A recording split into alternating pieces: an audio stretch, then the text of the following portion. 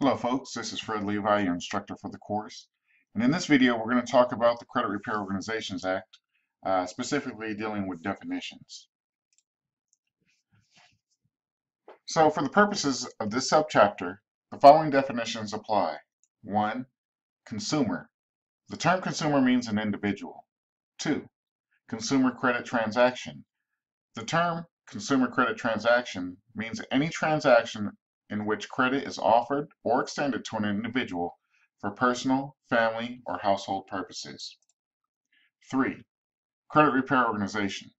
The term credit repair organization, A, means any person who uses any instrumentally of interstate commerce of the mails to sell, provide, or perform, or represent that such person can or will sell, provide, or perform any service in return for the payment of money or other valuable consideration for the express or implied purpose of 1.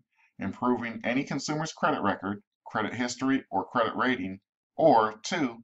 Providing advice or assistance to any consumer with regard to any activity or service described in Clause 1, and B. Does not include 1. Any nonprofit organization which is exempt from taxation under Section 501c3 of Title 26. 2. Any creditor, as defined in Section 1602 of this title, with respect to any consumer, to the extent the creditor is assisting the consumer to restructure any debt owed by the consumer to the creditor, or 3.